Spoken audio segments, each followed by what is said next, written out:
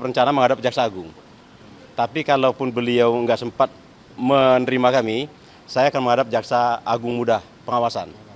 Nah, ini tujuan kami datang ke sini satu, saya menghimbau kepada pihak Kejaksaan Agung, kan jaksa ini cuma satu loh, jaksa satu, untuk menghimbau kepada yang bawah, termasuk Kejaksaan Tinggi dan Kejaksaan Negeri Cirebon, menerima berkas yang pelimpahan dari penyidik dalam hal ini Polda di bawah naungan Polda Jawa Barat untuk lebih teliti dan lebih cermat.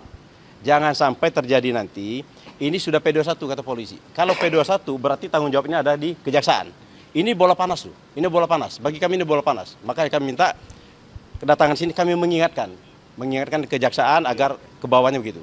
Kenapa perlu mengingatkan, Bang? Ini kan sudah prosedurnya memang dari polisi P21 lah. Betul, memang itu saya setuju memang itu. Tapi lebih diingatkan lagi, lebih bagus lagi. Kita ingatkan lagi karena kasusnya kasus yang cukup menjadi perhatian masyarakat.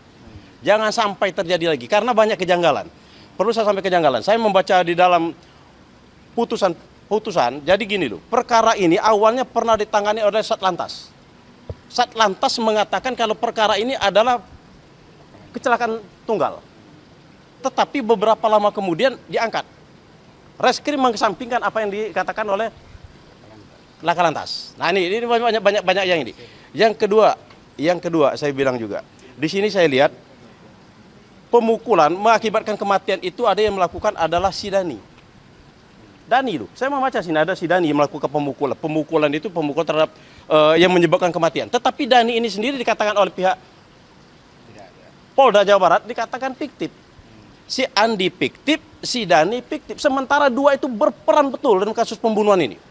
Nah ini makanya perkara ini bukan perkara maksud saya minta di kejaksaan benar-benar teliti, benar-benar cermat. Jangan sampai bola panas ada di kejaksaan. Bahwa buktinya apa aja Pak terkait dengan pemberkasan ini, laporan ke Kejaksaan Agung ini Pak? Saya ke Kejaksaan Agung ini saya lebih condong saya mengatakan hanya mengingatkan. Saya punya beban moral, saya mengingatkan. Kemarin saya kan ke Komisi 3. Saya juga ke Komisi Yudisial. Saya sekarang ke Kejaksaan Agung. Karena di Kejaksaan Agung ini ada jaksa muda bagian pengawasan. Ini yang saya harapkan. Pak, apakah ini bentuk ketidakpercayaan Bapak? Apakah memang Bapak mencurigai akan ada sesuatu yang janggal juga Pak nanti di persidangan berikutnya gitu? Namanya curiga, namanya boleh-boleh aja. Kita boleh-boleh aja. Apalagi kami penasihat hukum kan.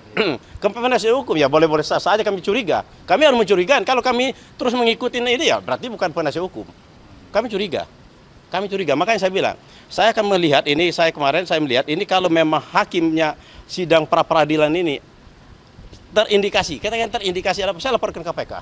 Saya akan enggak tinggal diam, saya akan laporkan KPK. Pak, terkait dengan hari ini gedung Kejaksaan Agung ada pesan-pesan dari keluarga Peggy sendiri nggak sih Pak? Kalau pesannya Peggy ya pesannya disampaikan ke kami, ya seperti ini pesannya. Untuk agar Kejaksaan Agung ini lebih teliti, lebih cermat dan hati-hati terhadap berkas ini. Jangan maksud saya dalam arti ya ada ceroboh lah menerima dalam berkas ini.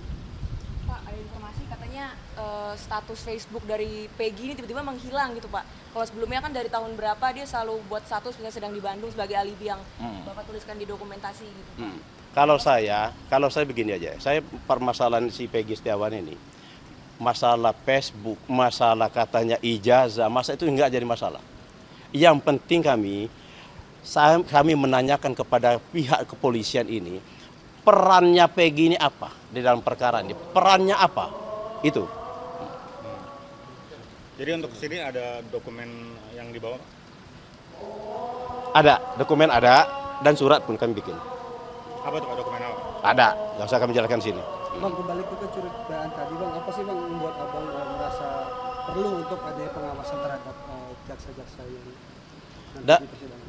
Dalam arti begini ya, kewaspadaan itu tidak menuduh, bukan menuduh. Kewaspadaan namanya waspada. Waspada, kita waspada aja. Makanya dengan waspada ini saya antisipasi. Saya lakukan antisipasi, terus saya lakukan antisipasi. Biar persidangan ini fair.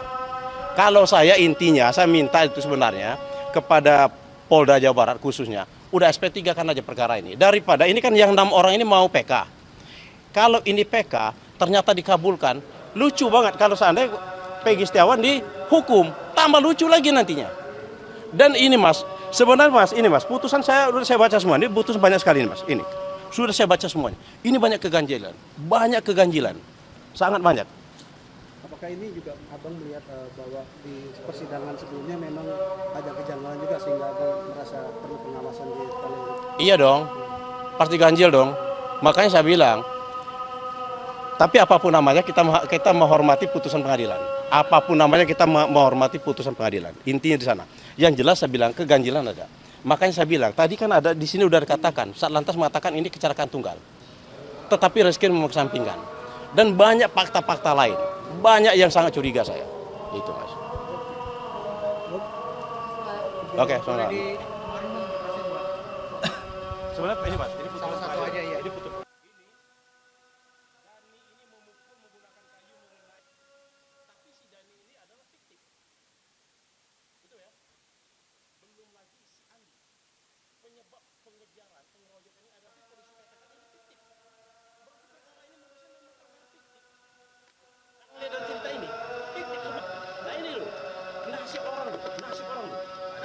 Ada konstruksi yang putus ya Pak dari dua peran itu ya Pak?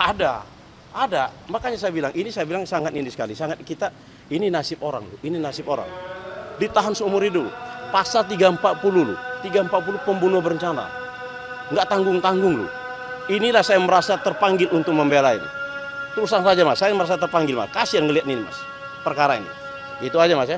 Kan kemarin abang juga dari sempat komisi yudisial Bang. Ya. Terus hari ini ke kejaksaan. Ya. Nanti selanjutnya apalagi Bang langkahnya? Langkah selanjutnya?